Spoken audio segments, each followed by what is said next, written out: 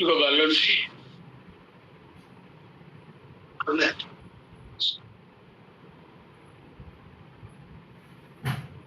ഭഗവത് പ്രസാദത്താലെ അകണ്ടന వైదిక గోష్ఠీలు అభియుక్తరానవர்கள் పరిహరిస్తారుகள் అక్కడ దాకా చెప్పుకున్నాము.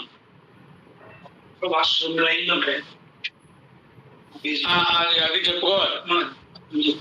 భగవత్ பிரசாதத்தாலே அவனை அனுபவித்து பரிபூர்ணராயிருக்கிற இவர்க்கு எம்பெருமாய் பிரிகையும் பிரிவாலே நோவுபட்டு கூப்பிடுகையும் కూడుంబడి ఎంగనే ఎన్నిల్ ఒక సందేహం అనం.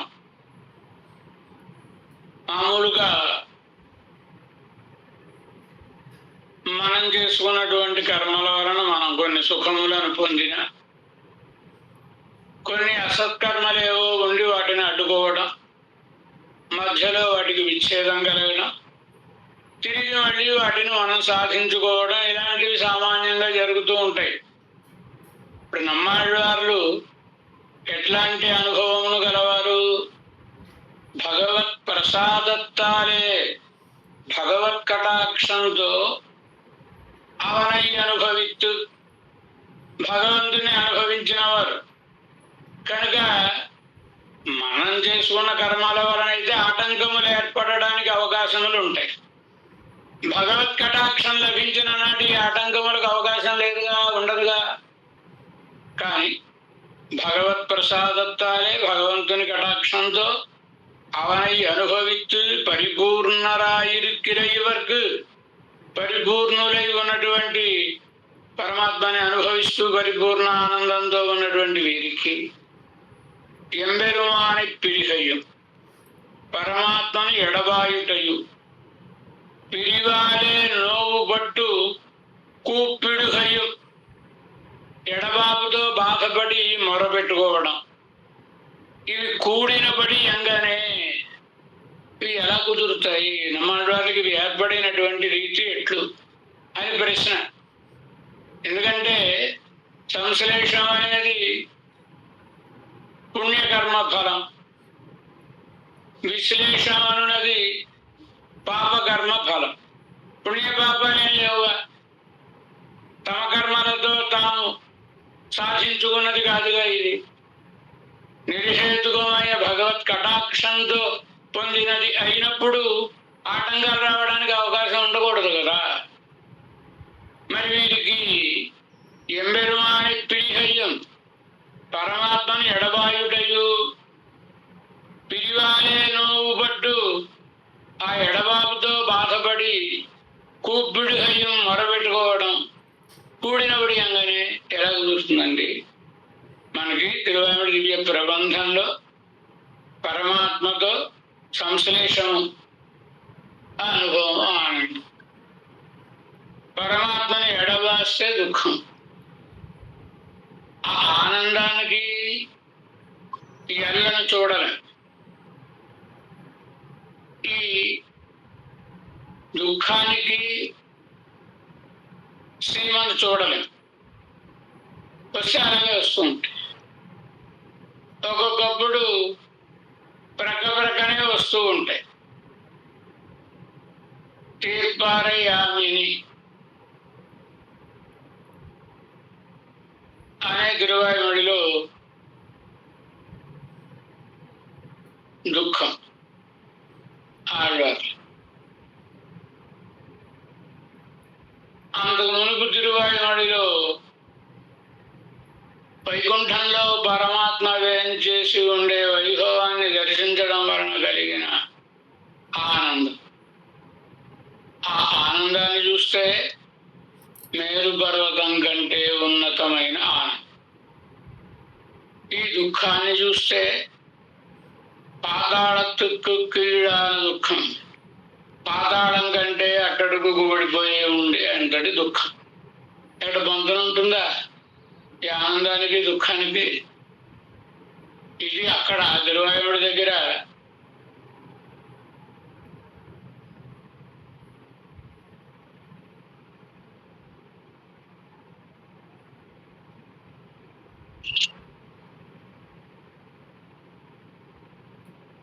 ఎంబార్ కాలక్షేపం అయ్యే సమయంలో ఎంబార్ వారు సాయిస్తుంది కాలక్షేపం. వారి దగ్గర భట్టరు వారు సేవిస్తున్నారు కాలక్షేపం. సరిగా ఈ తిరువాయుమడి వచ్చింది. దుఃఖం. ఇదేమిటండి, ఇంతకు మునుపు అంత ఆనందం, ఇప్పుడు దుఃఖం. సంబంధం ఉండాలి కదా, సంబంధం లేకుండా, పరస్పర సంబంధం లేకుండా ఏంటండి ఇది అని అడిగారట భట్టర్ వారి ఎంబార్. అంటే ఎప్పుడైనా పాసరానికి పాసురమునకు కానీ, తిరువాయుముడికి కానీ పత్తు మరొక పత్తు, 10కి 10, శతకానికి కానీ ఒక సంబంధం ఉండాలి, ఒక సంగతి. ఎందువల్ల ఇది ఏర్పడింది అంటే ముందు దానితో దీనికి సంగతి ఉండాలి. అలా ఉంటే అది యోగ్యమైనటువంటి గ్రంథం అవుతుంది.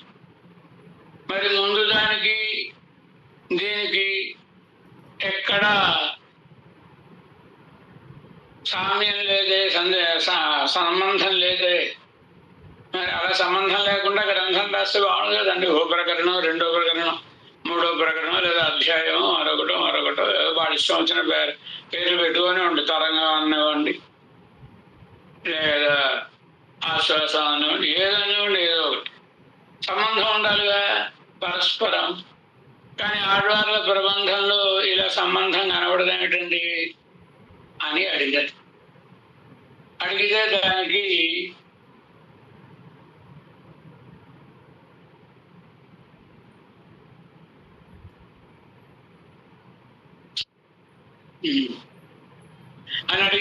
ఎంబార్ సమాధానం ఏమిటి?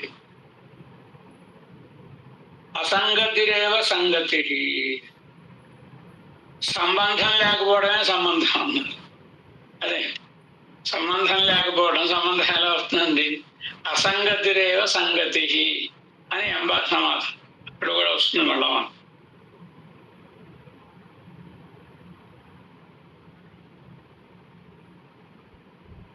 అప్పుడు అంటే అర్థం ఏంటి? ఆ ఎంబార్ వారు సాధించిన ఆ సూక్తిలో ఉండే గాంభీర్యం ఏమిటి అంటే, ఇప్పుడు ఏదైనా ఒక గ్రంథం రాసేటటువంటి వాళ్ళు మనం ఫలానా విషయాన్ని రాయాలి అనుకుంటాం. అనుకున్నప్పుడు ముందు ఏ విషయం చెప్పాలి, తర్వాత ఏ విషయం చెప్పాలి, మొదటి దానితో రెండవ దానికి ఏదో ఒక కనెక్షన్ అంటూ ఉంటారుగా, ఏదో సంగతి, సంబంధం, తర్వాత ఏ ప్రకరణ, ఇలా ముందే ఏదో ఆలోచించి పెట్టుకొని రాస్తూ ఉంటారు. ఇప్పుడు నమ్మాడి వారి తిరువాయుమడి ప్రబంధాన్ని అలా ముందు ఆలోచించుకొని రాసిన ప్రబంధం కాదుగా.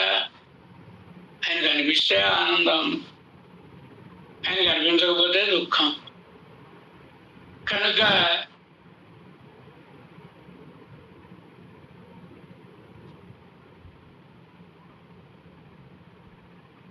ఆయన అనుభవింపజేస్తున్నాడు, ఆయన వీరు అనుభవిస్తున్నారు. అనుభవించిన దాన్ని బయటికి అంటే ప్రబంధంగా వచ్చింది.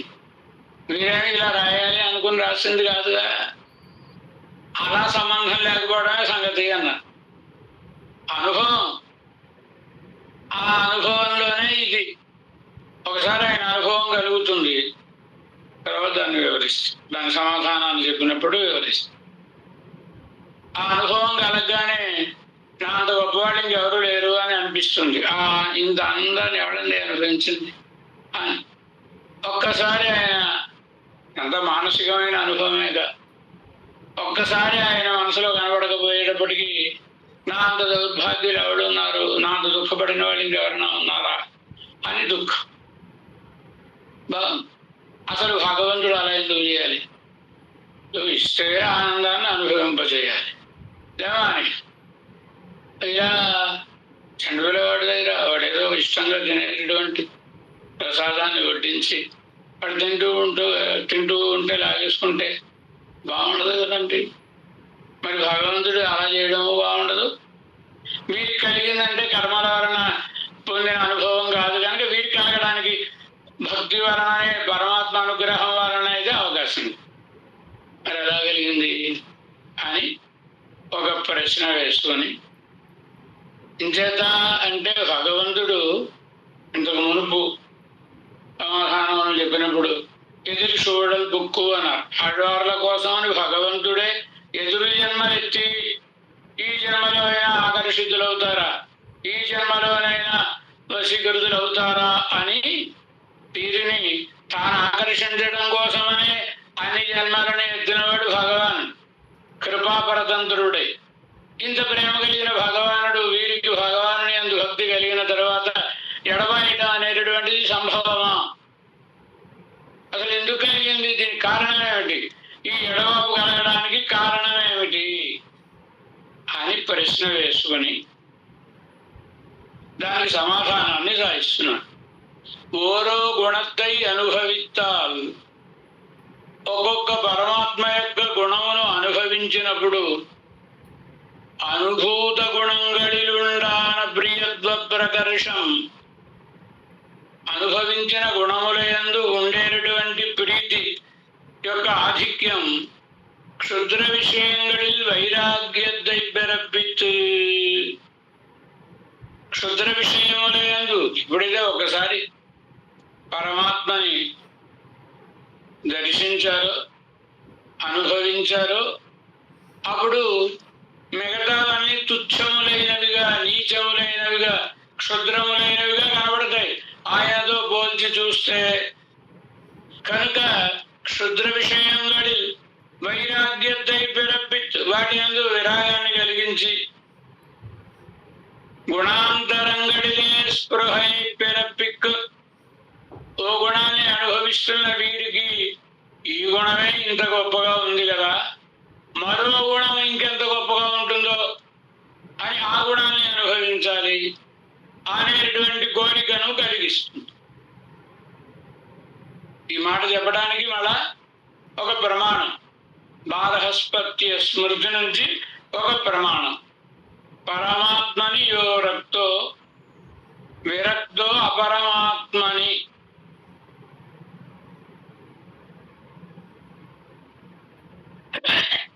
సర్వేషణ వినిర్ముక్తః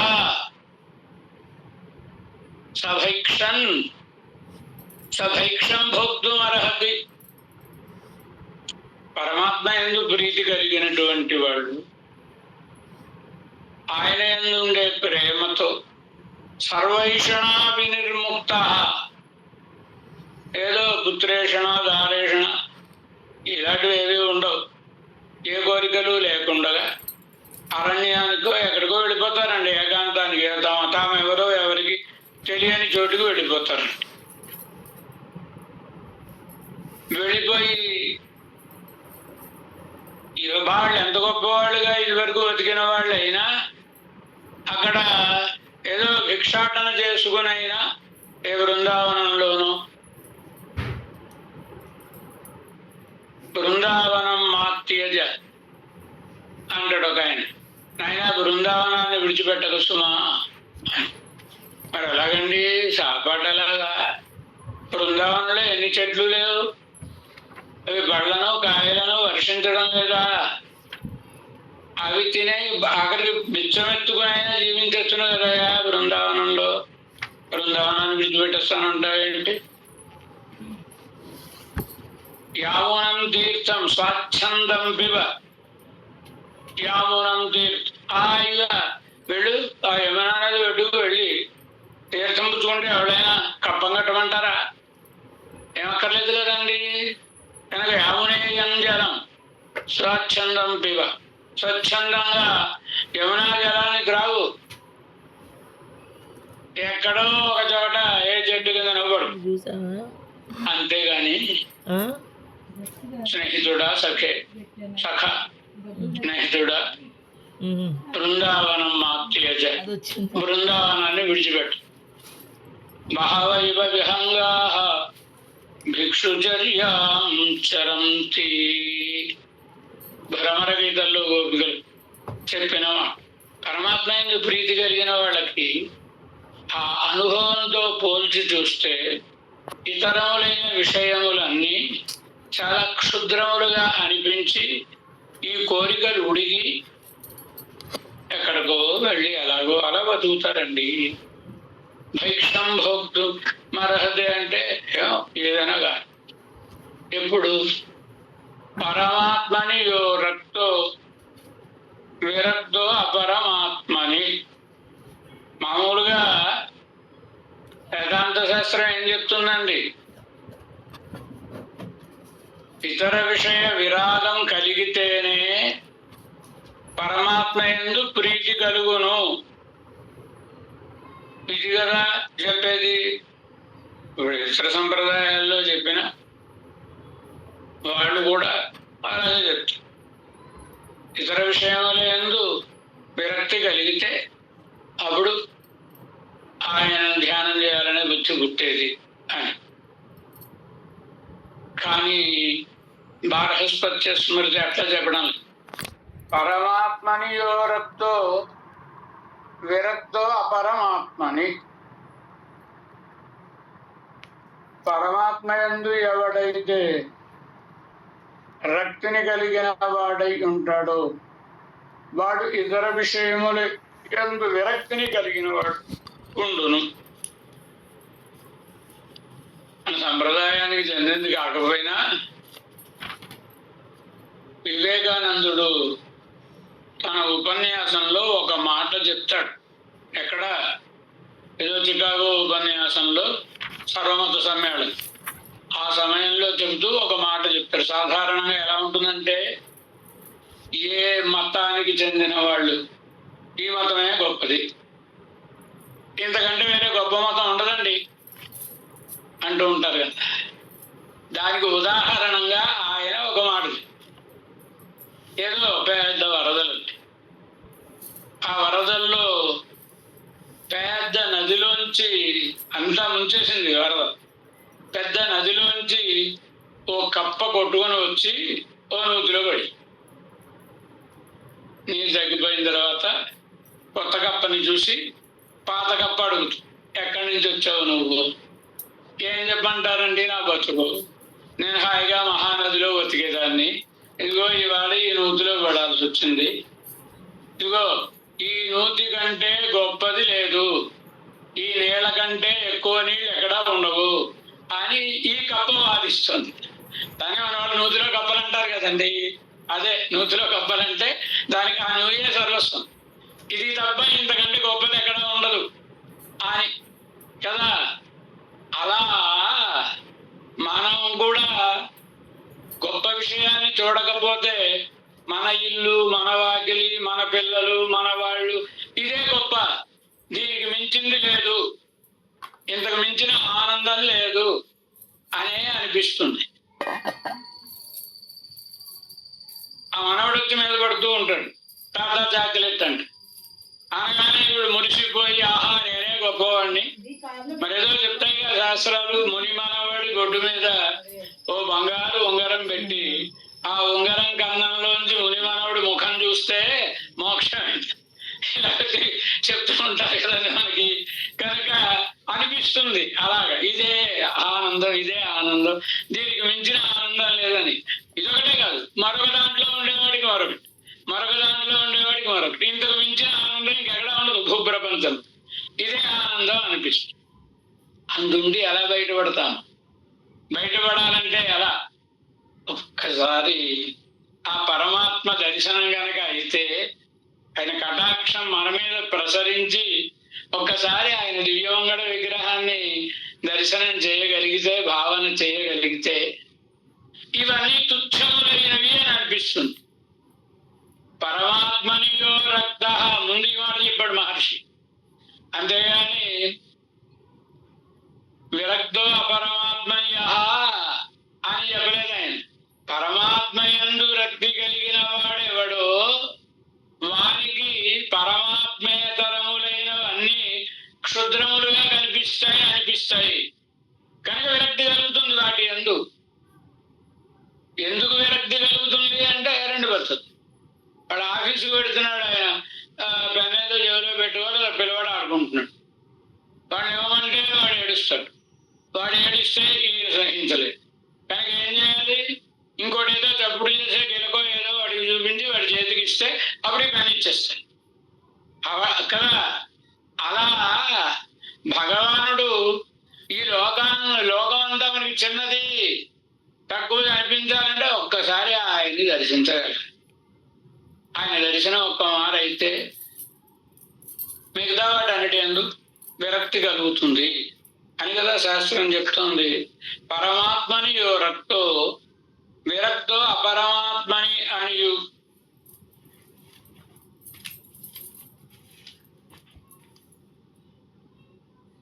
ఇందాక చెప్పుకున్నాం కదా, తీర్పారయామిని అని. ఇందుకు ముందు ఏమిటేంటి, వీతిరుందేడులం తని కోలు చల్లని వైకుంఠంలో పరమాత్మ ఆయన అనుకో. ఆ అనుభవాన్ని ఇక్కడ ఈ లోకంలో నమ్మాడు వారు చూపిస్తే ఓ ఎందుకంటే ఆనందం ఏమిటి. తీర్పారయామినులు దుఃఖం. అది ఎందుచేత ఇంత దుఃఖం ఎందుకు కలగాలి? మరి అంత ఆనందాన్ని చూపించిన పరమాత్మ అదృశ్యం అయిపోతాయి. మార్పాల్ మనం షుడి. ఏ స్మృతి ఏమైతే చెప్పిందో బారస్పత్య స్మృతి, ఆళ్వార్ల శ్రీ సూక్తిలో దానిని దర్శింపజేస్తున్నారు. మార్పాల్ మనం షుడి మంగయ్య తోల్ కై విట్టు. అరవంగానక మనం చెప్పుకోవడం లేదు, కానీ ఇప్పుడు సంస్కృతంలో కొన్ని గ్రంథాలు ఉన్నాయండి. భగవద్గీత ఏమంటారు? భగవద్గీతని సర్వశాస్త్రమయీ గీత. అన్ని శాస్త్రాలు భగవద్గీతలో ఉన్నాయి. ఎలా ఉన్నాయి అంటే, పెద్దవాళ్ళు భగవద్గీత శాస్త్రంలో ఇదిగో ఇక్కడ ఈ శాస్త్రం ఉంది, ఈ శాస్త్రాన్ని ఇక్కడ ప్రసంగించారు. ద్వంద్వ సామాసికస్య చ అని వ్యాకరణ శాస్త్రాన్ని చెప్పాడు ఆయన. ద్వంద్వ సామాసికస్య చ సమాసం. ఈ సమాసములలో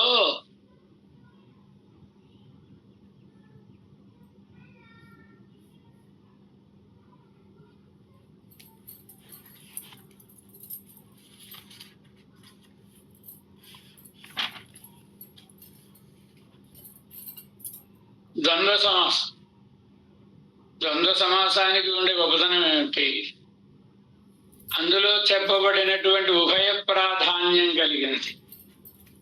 అందులో చెప్పబడిన వాటికి సమానమైన ప్రాధాన్యం ఉంటుంది.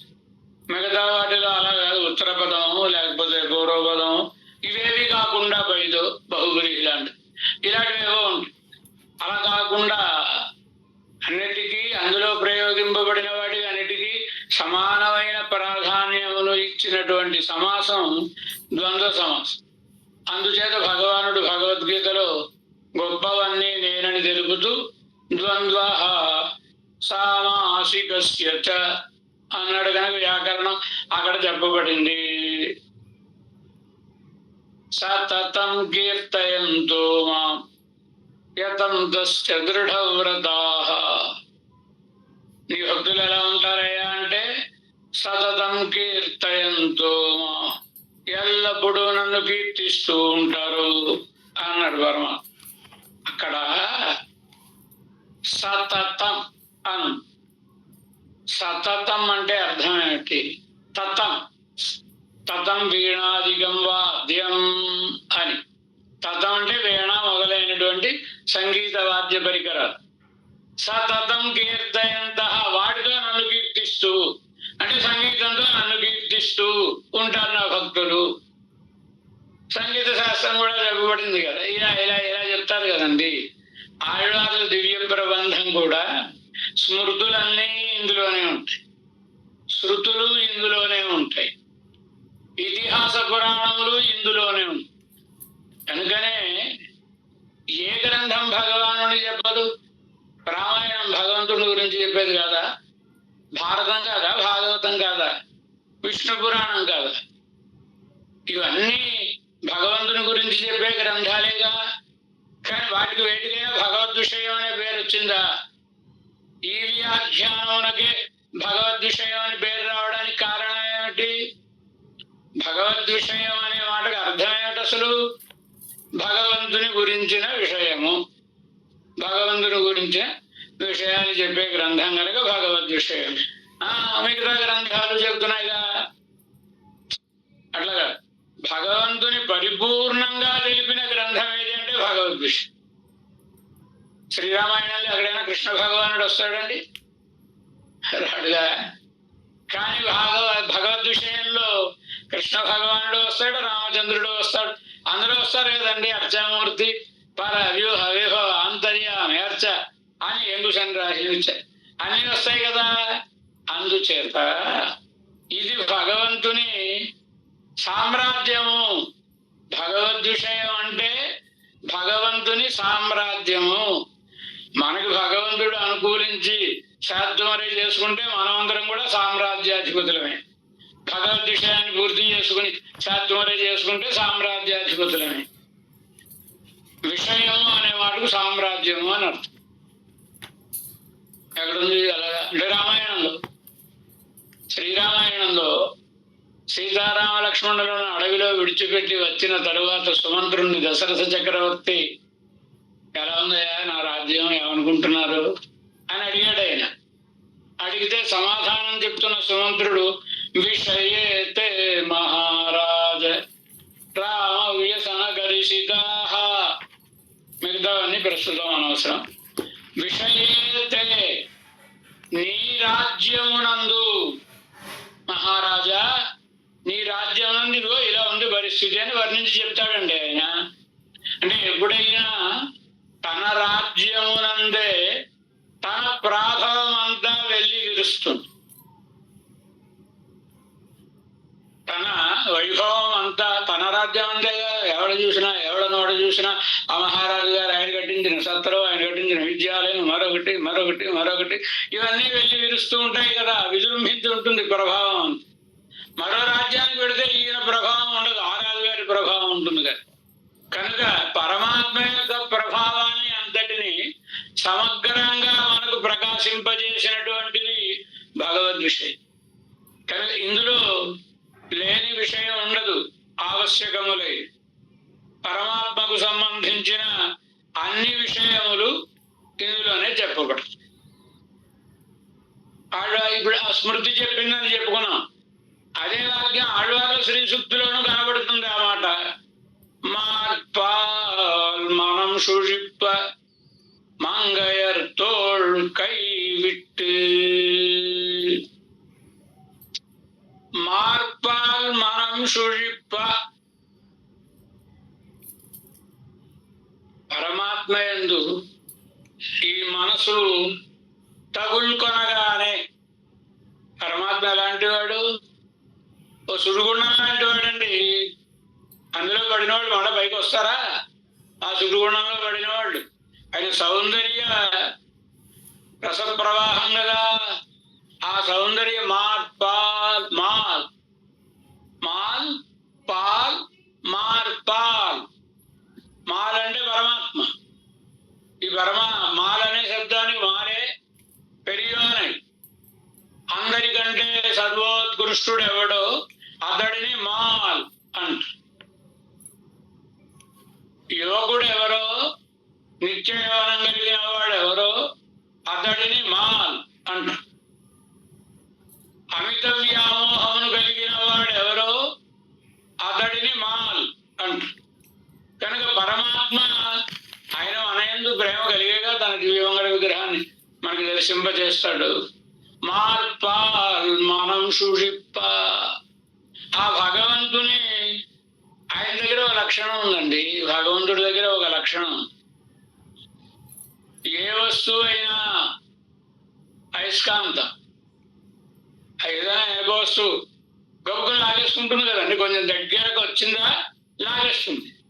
అలా భగవంతుని దగ్గరకు మన ఇంద్రియములు వెళ్ళాయా లాగేస్తాడు ఆయన. మళ్ళా మన మాట వినవి, ఆయనకి అడ్డుకుపోవలసిందే. భగవంతుడు ఏదైనా ఒక మనసే కాదు, మనం సుడిప్ప అన్నారు అమ్మాడు. మనసేమిటి? దశరథ చక్రవర్తి రామచంద్రుడు రథంలో వెళ్ళిపోతున్నాడు, వెళ్ళిపోయాడు. యావత్ రేణు రథస్థిత వెళ్ళిపోయాడు. వెళ్ళిపోయిన తర్వాత ఈయన అంతవరకు పాపం ఆ పైకి వచ్చి రామ రామ రామ రా వచ్చేసేనా ఏదో చెప్తున్నాడు ఆయన. వాళ్ళు వెళ్ళిపోయారు. వెళ్ళిపోయిన తర్వాత ఈయన ఇంకా ఈ పాపిష్టి కైకేయి మందిరంలో ఉండరు. కౌసల్య మందిరానికి వెళ్ళిపోతాను. ఎక్కడా కౌసల్య అన్న అలానే ఇక్కడే ఉన్నానండి అంది ఆవిడ చేపట్టుకున్నాడు. ఆ చక్రవర్తి జనాలందరూ ఉన్నారు. ఆవిడతోటి మాట్లాడుతున్నాడు. ఏమని? రామం మేను గతా దృష్టి అద్యాపి నివర్తతే నత్వా పశ్యామి కౌసల్యే సాధుమా పాణిన స్పృశ. రాముణ్ణి అలా కళ్ళప్పగిని చూస్తున్నాడు. పాపం ఎంత ప్రేమ, ఎంత ప్రేమ. ఆ రాముడు వెళ్ళిపోయాడు, ఇంకా కనపడటం లేదు. ధూళిచ్ఛన్నం అయిపోయింది, అంతా ధూళి. ఆ రథం వెళ్ళేటప్పటికీ ఆ రథం వెళ్ళడం వలన వెనకాల జనాలందరూ పరుగులు పెడుతూ వెళ్ళడం వలన అక్కడ ఉండే ధూళంతా పైకి లేచి. భోజుడు చాలా అందంగా చెప్తాడు. ఆ సన్నివేశం ఎలా ఉంది అంటే, అయోధ్య అనుకుందిట, ఇంతవరకు రాముడు నా ఊళ్ళో నాలో ఉన్నాడు గనక అందరూ అయోధ్య గొప్పది, అయోధ్య గొప్పది అన్నారు. రాముడు నన్ను విడిచిపెట్టి వెళ్ళిపోయిన తర్వాత నా మొహం ఎవరు చూస్తారు? అసలు నేను ఎవరికైనా మొహం చూపించగలనా అని సిగ్గుపడి ధూళితో ముఖానికి అభ్యేసుకుందా అయోధ్య నగరం అన్నట్టుగా ఉంది అని వర్ణిస్తాడు కదండి. రాముడిని అలా చూస్తున్నాడు ఈయన దశరథుడు. రాముడు వెళ్ళిపోయాడు. వెళ్ళిపోయి మనం ఏం చేస్తామండి? మనకి ఇష్టమైన వాళ్ళు ఆ గుమ్మం దాకా వెళ్తాం, సాగనం తప్పకుండా రావాల్సి ఉండి మీరు అని ఏదో చెప్తాం. అది దొంగ మాట నిజం మాట ఏదో చెప్తాం మనం. వాడు వెళ్ళిపోగానే మనం కలిపేసుకుని వచ్చి టీవీ పెట్టు కూర్చుంది, అయిపోయింది. కానీ ఇది అలాగే రాముడు వెళ్ళిపోయిన ఆ దృష్టి ఇంకేం కనబడటం లేదు. ఎందుకు కనబడటం లేదు? రామమ్మే అనుగత దృష్టి. రామచంద్రుని అనుసరించిన దృష్టి కూడా వెళ్ళిపోయింది. 60,000 ఏళ్ళు వచ్చినా కళ్ళజోడు పెట్టుకోకుండా ఉన్నానంటే రామచంద్రుడిని చూసే భాగ్యం నాకుంది కనుక కళ్ళు అలా నా దగ్గర ఉన్నాయి. ఎప్పుడైతే రాముడు మళ్ళీ 14 ఏళ్ళ దాకా రాకుండా అడుగు వెళ్ళిపోయాడో, ఇది నీ దగ్గర ఎందుకయ్యా, నేను రాముడి దగ్గరే ఉంటానని రామం అనుగత దృష్టి, రామచంద్రుడిని అనుసరించిన చూపు కూడా వెళ్ళిపోయింది. అన్యాయం కదా. మే దృష్టి, నా చూపు, నా కన్నులు నా ఇష్టం వచ్చిన వాళ్ళని చూడాలి, వద్దంటే మానేది. కానీ నా కన్నులు రామం అనుగత, రామచంద్రుడిని అనుసరించి వెళ్ళిపోయింది. నత్వా పశ్యామి కౌసల్యే, నాకేం కనబడటం లేదు. కౌసల్య నువ్వు నాకు కనబడటం లేదు. ఇది సాధుమా పాడిన స్పృశ, ఒకసారి చేపట్టుకో అనండి. ఎందుకని? ఆ రాముణ్ణి కన్న తల్లి కదండి ఆవిడ చేపట్టుకుంటే ఆడ చూపు వస్తుందేమో. రాముడు ఎలాగ దొరకడు 14 ఏళ్ల దాకా. రామ సంబంధం కలిగిన 12 నెలలు రామచంద్రుని కడుపున మోసిన తల్లండి. కానీ ఆవిడ స్పర్శ ఉంటే అయినా కొంచెం నేను సేద తీరుతానేమో అని ఆవిడని సాసుమా పాణిన స్పృశ అంట. ఇలా భగవంతుణ్ణి కన్నైతే కన్ను, లేదా కేట్బార్ కేశవం కీర్తి అల్లాల్ కేట్పరో అన్నట్టు చెవులైతే చెవులు, మనసు అయితే మనసు. ఒక మారు ఆయనను అనుభవించగలిగితే మరి అందు లగ్నమైపోవడమే. మా మనం సుషిప్ప, భగవంతుని పట్ల నా మనం వెళ్ళి చేరుకోగా ఇంకా అంతవరకు ఉండే అన్ని మరి భగవంతుడితో పరమాత్మని ఎవరితో అర్థం అండి. పరమాత్మ ఎప్పుడైతే ఆయన తెలుగులో సామెత ఉంది, అంటే తల్లులు కోపం తెచ్చుకోకండి, అది తెలుగులో సామెత, నేనేం కనిపెట్టింది కాదు. ఏమని? రాజుని చూసిన కళ్ళతో మొగుడిని చూస్తే మొట్టకొద్దేసింది అని ఏదో సామెత తెలుగులో. అది అందరి విషయంలో కాదనుకోండి. అలాగా పరమాత్మని దర్శించినటువంటి మనసుతో ఇతర విషయాలను చూస్తే హేయములు, క్షుద్రములు, నీచములు అనిపించాయి. కనుక మార్పాల్ మనం సుడిప్ప మంగయర్ తోల్ కైవిట్, అంతవరకు నువ్వే నా ప్రాణం, నువ్వు నా ప్రాణాల కంటే ఎక్కువ అన్నటువంటి స్త్రీలు కానివ్వండి, తోల్ కైవిట్ ఎంతసేపు ఇక 10 మంది చూస్తున్నారు బాగుండదని అనుకో. అప్పుడప్పుడు మనకు కూడా ఇలాంటి సన్నివేశాలు కనబడుతూ ఉంటాయి. ఇద్దరు చెయ్య పట్టుకొని నడిచి వచ్చేస్తూ ఉంటారు. ఆ 10 మంది చూస్తున్నారు అనే ఇదేమి ఉండదు, అలా చేయబట్టుకుని వచ్చేస్తూ ఉంటారు. మేమే అనురాగం కలిగిన దంపతులమనో ప్రేమికులమనో కనబడాలి. అలా ఇదివరకు పట్టుకునేవాడు ఇప్పుడు మంగయ్య తోళ్ళు కై విట్టు, వాళ్ళ భుజాలు వాళ్ళ చేతులు అన్నారు కదండి. కనుక భగవంతుని యందు ప్రీతి కలిగితే ఇతర విషయముల యందు విరక్తి కలుగుతుంది. என்றும் சொல்லுகிறபடியே பின்னைய குணங்களில் క్రమప్రాప్తి పద్దాలు క్రమప్రాప్తి ఒక్కో గుణం అనుభవించాలి కదండి. కానీ అన్ని గుణాలు ఒకసారి అనుభవించేయాలను ఎలా అనుభవించగలరు? తెలుసు శ్రీదేవి వాళ్ళు వెళ్తుంటే నేను కూడా వెళ్తున్నాను ఎల్లుండి. నీకు ఫోన్ చేయడానికి నువ్వు చెన్నైలో ఉన్నావు, అందుకే వచ్చేవాడు షర్మిల మైల్ అంటే తను మళ్ళీ ఏదో ప్రబంధానికి ఎక్కడికి వెళ్ళాలి వెళ్ళాలంట శ్రీదేవి. మళ్ళీ వారం కుదిరినా కుదరపోయినా ఆగమిపోతా ఉంటుంది, వెళ్ళాల్సిందని వెళ్తుంది. పదార్థం ఇందులో నెమ్మదిగా తర్వాత అక్కడికి వెళదామని ఆగలేదు. మరి భగవద్గుణాలను అనుభవించినప్పుడు అలౌకికములైన దివ్యములైన అనంతములైనటువంటి భగవద్గుణములను అనుభవించేటప్పుడు ఒక గుణం అయిన తరువాత వేరొక గుణమును అనుభవించేంత వరకు కూడా ఆగలేక ఆ గుణాలన్నింటినీ ఒక్కసారి అనుభవించేయాలి అని క్రమప్రాప్తిలో అనుభవించకుండా యాదొరు పోదాసై మిక్కదు అబ్బోదాసై పట్ట పొరుள் கிடையாமையா అది అనుకున్న వెంటనే ఆ గుణం లభించకపోతే భగవదనుభవ విరోధియాన ప్రకృతి సంబంధ స్మరణాదిహణాలు ఒక కారణం. వీరికి మానసికంగా భగవాను అనుభవిస్తూ అతని పెరిగయ్యన్నావా అన్నారు కదా. భగవంతుణ్ణి అనుభవించాలి అనేటటువంటి ఆశ మొత్తం ప్రపంచాన్నంతా నిండిపోయి ఉన్నంత ఆశ వీరికి పెరుమాడేందు. ఈ ఆశ వలన అన్ని గుణాన్ని ఏకకాలంలో అనుభవించలేకపోవడం వలన కలిగే దుఃఖం, ఆ గుణాన్ని అనుభవించలేకపోయామే అని కలిగేటటువంటి దుఃఖం. దానికి తోడు భగవదనుభవ విరోధియా, భగవంతుని అనుభవించడానికి విరోధి అయినటువంటి ప్రకృతి సంబంధ స్మరణాదిహళాలు ప్రకృతి సంబంధం, దీన్ని స్మరిస్తే ఇది చాలా ప్రమాదకరమైనది, భగవంతునికి మనని దూరం చేసేది, అనుభవించకుండా చేసేది ప్రాకృతములైన విషయములు. మనవాడ మామనుడు శ్రీరంగంలో ఒకమారు పెరుమాళ్ళ యొక్క దివ్యమైన ఉత్సవంలో ఉంది. ఆ సమయంలో వారి గోత్రం గోమఠం వారు ఇంటూ ఆ గోమఠం వాడు చాలా మంది ఉన్నారు.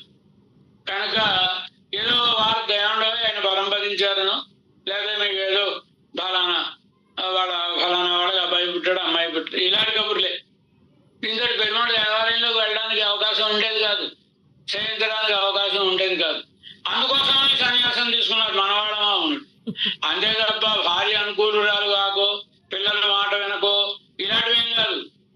కేవలం భగవంతుని అనుభవానికి ఈ ప్రాకృత సంబంధములన్నీ ఆటంకములుగా ఉన్నాయని వాటిని విడనాడి సన్యాసాశ్రమ స్వీకారం చేసి, ప్రకృతి సంబంధములు అలాంటివి కనుక ప్రకృతి సంబంధ స్మరణాదిహళాలు ప్రకృతి సంబంధాన్ని స్మరించడం వీరికి దుఃఖం కలగడం అన్నమాట. విశ్లేషణలో దుఃఖం కలగడానికి భగవద్విషయంతిల్ అనుభవిత అంశத்தையும் ఇழந்து ఎంతో భగవద్ అనుభవం చేసినా ఆ అంశాన్ని అంతటినీ కూడా స్ఫురణలోనికి తెచ్చుకొనకుండా కోల్పోయి అంటే అర్థం అండి.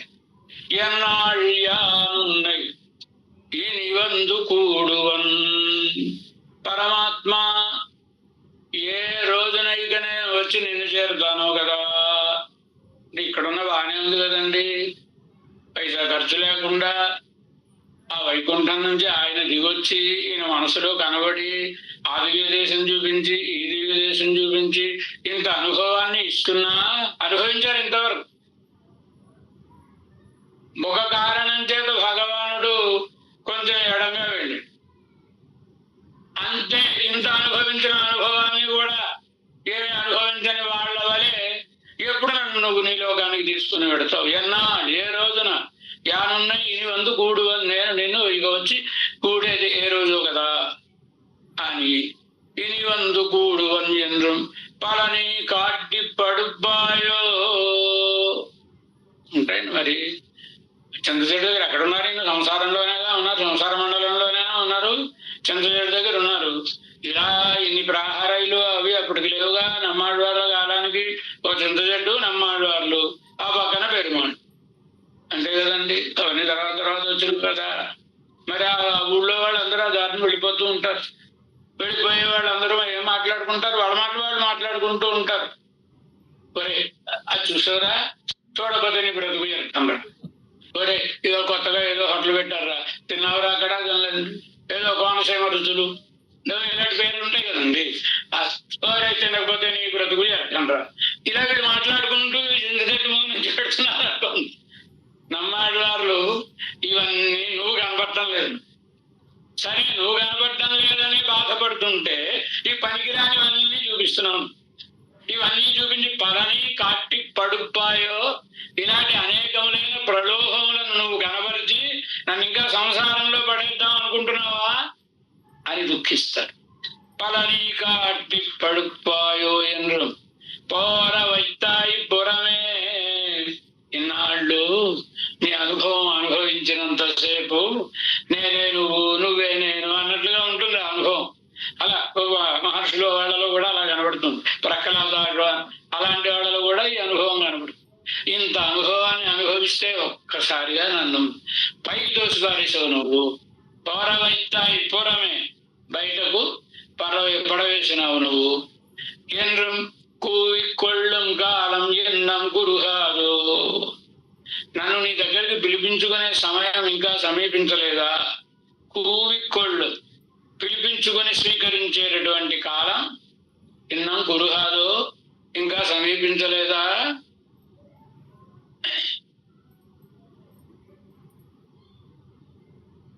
ఏంద్రం కూప్పిడా నెప్ప అని మొరపెడుతూ ఉంటారు ఆడవాళ్ళు. విశ్లేషణ చేస్తున్నాను. అవనై అనుభవిక్క పుక్కాల్. అదే భగవంతుడు ఒకసారి ఆయన దర్శనాన్ని చూపించాడు అనుకోండి. చూపించేటప్పటికి అడైందేన్ ముదన్ మున్నమే. ఇంత గొప్ప అనుభవాన్ని ఎవరు అనుభవించారండి? దాసుని నేను అనుభవించగలిగాను నీ యొక్క ఈ వైభవాన్ని అంతటినీ ఆరంభంలోనే. పరిహి కడితేనే ఏం చేశారు? పరమాత్మని జ్యూస్ చేసుకుని తాగేశారు అన్నమాట.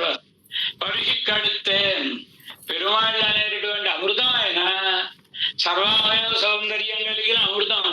ఈ అమృతాన్ని త్రాగి కడితే మహా ఆనందమును పొందిన వాడిని నేను. పరిహి కడితేనేంద్రం ఉండు కడితే ఉంబరెన్ కురై. ఉండు కడితే ఎందుకండి అస్తమానం వైకుంఠమో వైకుంఠమో వైకుంఠం అంటారు. ఏమిటుంది వైకుంఠంలో? ఉండు కడితే పరమాత్మని అనుభవించి ఆనందించినటువంటి వాళ్లకు ఇంకా వైకుంఠం అనేటువంటిది లేదనే లోటుందా? లేదు. ఆ వైకుంఠుడే వచ్చి ఇక్కడ, వైకుంఠుడు ఎక్కడుంటే అది వైకుంఠం అండి. కనుక ఆయన ఇప్పుడు తెలంగాణ ప్రాంతంలో వాళ్ళు ఉన్నారనుకోండి, భద్రాచలం ఉందంటే భద్రాచలమే వైకుంఠము. ఆ గోదావరి విరజా నది అన్నాడా లేదా రామదాసు గారు? కనుక ఆ రీతిగా భగవానుడే ఇక్కడికి వచ్చి అనుభవాన్ని ఇస్తుంటే ఇంకా వాళ్ళ వైకుంఠంలో నిత్య సూర్యులు ఏదో వాళ్ళు ఏదో ఏం అనుభవిస్తారు? వాళ్ళకి పులిహార ఉందా, దద్దోజనం ఉందా, చక్కెర పొంగలు ఉందా? ఏముండవు. ఎక్కడుంటే అన్నీ ఉంటాయి, కానీ అక్కడ ఉంటాయండి. అక్కడ ఏమైనా నడుస్తాడా, పరిగెడతాడా, వెనదనం చేస్తాడా, మరోట రాసక్కెరేడలా ఏమున్నాయి? మరి ఇక్కడ ఎన్ని లీల చూపించాడు నమ్మాడు వాళ్ళకి పరమాత్మ. కనుక ఈ ఆనందానుభవంతో నంబిళ్ళి అద్భుతమైన సూక్తి ఏదో ఉద్ధవుడు చూస్తున్నప్పుడు ఆ గోళ బృందావనంలో వాళ్ళు చల్ల తిరుగుతున్న సవడి అలా అలా అలా అలా వైకుంఠం దాకా వ్యాపించింది. నంబిళ్ళ వ్యాఖ్యానం వైకుంఠం దాకా వ్యాపించింది అన్నారు. ఏమంటే ఇక్కడ ఏదో భూలోకంలో వ్యాపించిందంటే అందం, వాళ్ళ 5 లక్షల కొంపలలో ఆడపిల్లలు చల్ల తిరుగుతుంటే ఆ సవ్వడి ఎంత గొప్పగా ఉంటుందండి, ఎంత పెద్దది. వాళ్ళ ఆభరణాల సవ్వడి, వాళ్ళ పాటల సవ్వడి, వాళ్ళ ఈ చల్ల చిలికే సవ్వడి. ఈ సవ్వడి అలా అలా అలా అలా అలా పైకి వెళ్ళి ఎక్కడ దాకా వెళ్ళింది అంటే వైకుంఠం దాకా వెళ్ళింది. వైకుంఠం దాకా ఎందుకు వెళ్ళింది? అక్కడ ఘోష ఉంది. ఆ వైకుంఠంలో వాళ్ళందరూ కూడా సామగానం చేస్తూ హావు హావు హావు అంటారని వేదం చెప్తుంది కదండి. అక్కడ గానం ఉంది కదా, అక్కడికి వెళ్ళి మీ పాటలు అవి చాలించండి. ఎప్పుడు చూసినా రొటీన్ గా ఇదే దర్శనం ఇదే దర్శనం, ఇంతేనా? ఎప్పుడైనా మీరు భగవంతుడి లీలలను చూసారా? ఆయన దొంగ చూపులు చూస్తూ వెన దొంగతనం చేసిన వైనం మీరు ఎప్పుడైనా చూసారా? అసలు ఆ లీలలను ఆ కళలను చూసారా? ఎందుకు వైకుంఠంలో మడిగట్టుకుని కూర్చున్నాం అంటమే కానీ ఏముందండి. కానీ ఒకసారి రండి భూలోకానికి అని వాళ్ళని పిలవడం కోసమని ఈ శబ్దం ఆకాశానికి వెళ్ళింది. ఇది నమ్మిలే వ్యాఖ్యానం. వారికే తోతాలి ఇలాంటి కదా. అందుచేత గుమ్మరంగురై వైకుంఠంలో వాళ్ళతో ఏం లోటు ఉంది? என்றும் తొండీరెల్లీరుంబారు తొడుగు నిండార్థం. పరమాత్మ ఎందు ప్రీతి కలిగిన వాళ్ళందరూ రండి రండి రండి. ఇంత గొప్పగా భగవద్ అనుభవం కలుగుతుంటే దర్శించుకోకుండా మీరు ఏదో ఆ పనుంది ఈ పనుంది వాడకు జరగండి నాకు ఇలాంటి ఆ మాటలేవో చెప్తే ఎందుకు మీరు అలా వ్యర్థం చేసుకుంటారు మీ జీవితాన్ని? రండి, సేవించండి సేవించండి సేవించి ఆనందించండి అని అందరినీ ఆహ్వానిస్తారు కదా. ఎంద్రం ఏడు బెరత్వం. ఆ భగవద్ అనుగ్రహం ఎంత వ్యాపించింది నా మీద, ఎంత ప్రవహించింది నా మీదనైనా. మా వాళ్ళు కీర్ మేల్ 7 బెరత్వం, పైన 7 తరాలు, క్రింద 7 తరాలు, మధ్యలో మాలో 7 తరాలు, 21 తరముల వాళ్ళని ధరించి వాళ్ళ మీద ప్రవహించింది భగవంతుని కృప. ఒక్కడు భగవంతుని యందు ప్రీతి కలిగిన వాడైతే సంబంధుల మీద కూడా భగవంతుని కృప ఒక్క వ్యక్తితో ఆగదు. వాడు తాలూకా మీరు రండి చేరుకోండి కొనుగోలు, ఇలా అందరినీ అనుగ్రహిస్తాడు. ఆళ్వార్లు చెప్పిన ఆళ్వార్లు చెప్పారంటే సత్యం అండి. ఉదాహరణ విష్ణు పురాణంలో కనబడుతుంది. హిరణ్యకశిపుడు ప్రహ్లాదుని సముద్రంలో పడవేస్తే ఆ సముద్రంలో పడిపోయాడు ప్రహ్లాదుడు. శ్రీమన్నారాయణుడి దర్శనం అయింది. ఆయన జాగ్రత్తగా బయట తీసుకొచ్చాడు, ఇంటి దగ్గర దింపాడు. శ్రీమన్నారాయణ దర్శనం చేసుకున్నాడు. ఆయన స్తోత్రం చేశాడు. ఒక్క ప్రహ్లాదుడు భగవంతుని దర్శించుకుని ఆనందించడం వలన భగవద్ అనుగ్రహం ప్రహ్లాదుని మీద మాత్రమే కాక ఆయన తండ్రి హిరణ్యకశిపుడి మీద కూడా భగవద్ అనుగ్రహం హిరణ్యకశిపుడి మీద పడింది కనుకనే సముద్రంలో పడవేయించాడు. అక్కడ ఆయనకి దర్శనం అయింది, భగవద్ దర్శనం. ఇంకా టైం పడుతుందిగా, అక్కడి నుంచి ఇక్కడికి భగవంతుడు చూసుకొని దిగబెట్టాలి కదా. ఈ లోపల హిరణ్యకశిపునిలో పశ్చాత్తాపం. నాలాంటి క్రూరాత్ముడు ఎవడైనా ఉంటాడా? ఇంత యోగ్యుడైన కుమారుడు, నేను ఎన్ని వేల సంవత్సరాలు తపస్సు చేస్తే ఎన్ని శక్తులు కలిగాయి నాకు? ఆయుధం చేత మరణం రాకూడదు, మరొకటి. మరి మా అబ్బాయి చిన్నపిల్లవాడు కత్తులతో కొడితే ఏమీ అవ్వలేదండి, నిప్పుల్లో పడేసిన ఏమీ కాలేదండి. ఎంత వైభవం! చిన్న వయసులో 5 ఏళ్ల ప్రాయంలో పెద్ద కొడుకు ప్రహ్లాదుడు, ఇంకా వీడి తర్వాత అనుకులాదుడు, మరోడు ఇంకా కొడుకులు. ఇంత యోగ్యమైన పెద్ద కుమారుణ్ణి చంపించుకోవడం కోసమని ప్రయత్నం చేశానంటే నాలాంటి మందభాగ్యుడు ఉంటాడా? ఏమైపోయాడో గొప్ప, సముద్రంలో మునిగిపోయి ఉంటాడు అని ఏడుపు మొహం వేసుకుని కూర్చున్నాడు. మామయ్య మన ప్రహ్లాదుడు వచ్చేసాడు. ఆయన తండ్రి గారి దగ్గరికి వచ్చాడు. నాన్నగారు ప్రహ్లాదుడు మీకు నమస్కరించుతున్నాడు అని తండ్రి గారికి సాష్టాంగంగా దాసోహం పెట్టాడు ప్రహ్లాదు. చూడగానే పితాతం మూర్ధి ఉపాఘరాయ జీవసీత్యాహ. వెంటనే వాడి దగ్గరికి తీసుకుని వాడి తలని వాసన చూసి, ఒరే నాయన బతికే ఉన్నావురా ఎందుకురా నాకు కోపం తెప్పిస్తావు, అదేదో మాట అస్తం అని అంటూ ఉంటావు కదా నువ్వు నారాయణ, అది అనకుండా ఉండరా చాలు. సరే, ఈయన తండ్రి చెప్పాడని అన్నాడా? వద్దంటే మాట్లాడడానికి ఈయన మన నాన్నగారు మీరు చెప్పిన తర్వాత నేను నారాయణ అంటానండి. నారాయణ అనకపోతే ఏమో ఉండలేను ఏంటండి?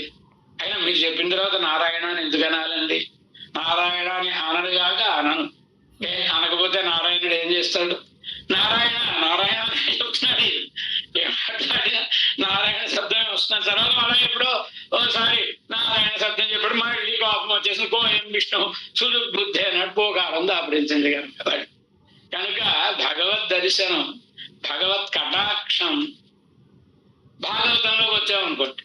భాగవతంలో ఏం చెప్తాడు పరమాత్మ? త్రిసప్తభి తే పితా పూత, 3 ఏళ్ళు 21 తరములు తరించారు మీ వంశం వాళ్ళందరూ. అమ్మ ఎంత అనుగ్రహం అండి పరమాత్మకి! ఒక్కరి మీద ఉండే ప్రేమ 21 తరముల మీద పడింది. కేశవందమర్ కీழ்మేల్ ఏరెడు బిరత్వం. ఈ ఒక తిరువేముడు చదువుకుంటే చాలండి, వైష్ణవులు అయిపోతారు. 12 చోట్ల ద్వాదశోర్ధ పుండ్రములను పెట్టుకుంటూ భగవాను యొక్క అమ్మవారి యొక్క 12 నామములను స్మరించుకుని దేవతాత్మకంగా శరీరాన్ని చేసుకోవడం కదా వైదికుల యొక్క ప్రక్రియ. ఆ ప్రక్రియలో 12 నామములను మనం ఒకసారి పాడితే అన్నాడు తాను అనవిక్కుమే. భగవంతుడు పొందకుండా ఎలా ఉంటారండి కదా? సరే, అలా నమ్ముడే వాళ్ళు ఐక్యంద్రవా. ఆహా, మన భాగ్యం ఏమి భాగ్యము! మనందరించడమే కాదండి, మన తరతరముల వారు ధరించినారు. ఎన్నం తాము తమ్ముడే సంబంధిగడుమాయి కూడ కళిప్పర్.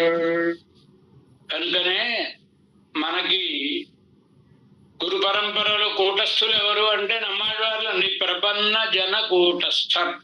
నమ్మాళ్ళవార్ల తిరునామం ఏమిటి? ప్రపన్న జనులందరికీ కూటస్థులు. ఆచార్య రత్నహారంలో పైన ఉన్నారు, విశ్వసేనులు ఉన్నారు, పిరాటి అమ్మవారు ఉంది, రంగనాథుడు పెళ్లి పెరుమాళ్ళు ఉన్నారు. వాళ్ళు ఎక్కలేదు. వాళ్ళందరూ ఈ లోకంలో భగవంతుని యొక్క దివ్యమైన వైభవాన్ని ప్రచారం చేసినది ఎక్కడి నుంచి ఆరంభం? నమ్మాడు వాళ్ళ దగ్గర నుంచి. అంతవరకు విశ్వసేనుడు వైకుంఠంలో వాడేగా, విష్ణులోకంలో అమ్మ తండ్రి అందరు. మనకు ప్రారంభమైంది నమ్మాడు వాళ్ళ దగ్గర. కనుక మనకందరికీ కూడా ప్రపన్న జనుడు అందరికీ అద్భుతమైన మాట. అందుకే వేదం అయితే ఇది అంగం అండి. తిరుమంగయ్యాళ్వార్లు అనుగ్రహించినటువంటి 6 ప్రబంధములు ఆరంగంగోరు అవతరిత వీరుడే అన్నారు కదా. తిరుమడి ప్రబంధం, పెరి తిరుమడి ప్రబంధం. ఆ ప్రబంధంలో మొదట అనుగ్రహిస్తూ ఓ మాట అంటారు.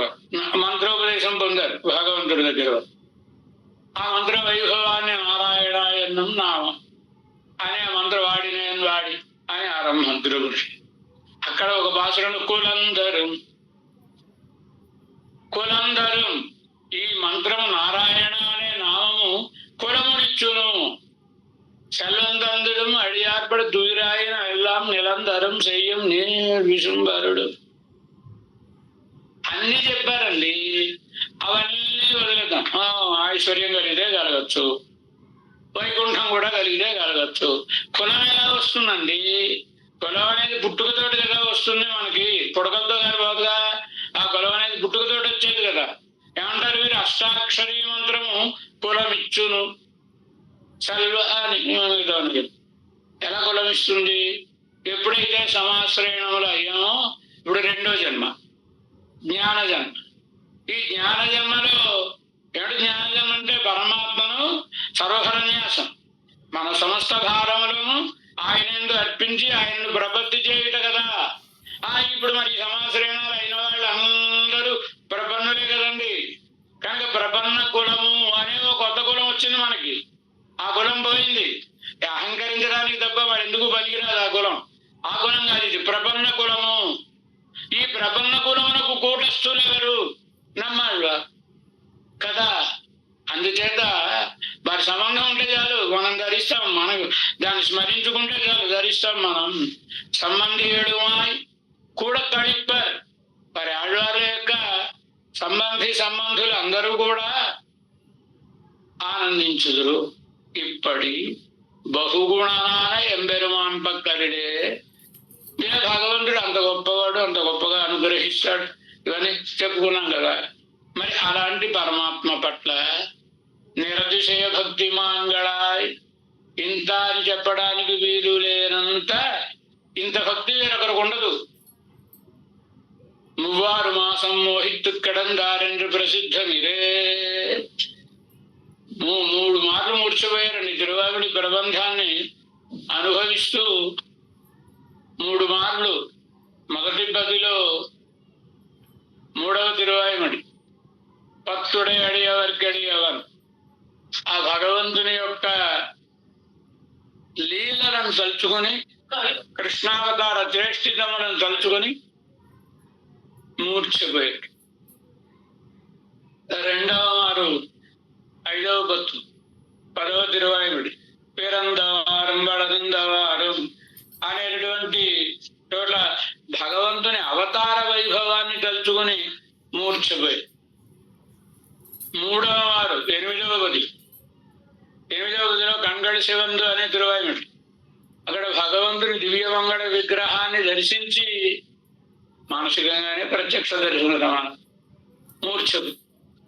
మూర్ఛపోవడం అంటే 1 గంట 2 గంటలు మూర్ఛ కాదండి.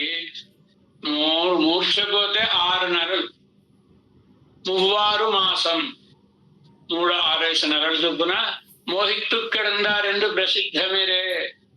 అలా ప్రపన్నులైన భక్తులు ఉంటారుగా, మధుర కవి ఆడవారు, అలాంటి వారు, మిగతా వారు, వాళ్ళందరూ కూడా ఏమిటి ఇలా అయిపోయినా దక్కరా ఏమిటి అని అలా కడలోతులు పెట్టుకుని వారిని చూసుకుంటూ ఉంటే, శత్రుఘ్నోనంతరస్సుత అంటారు రామాయణం.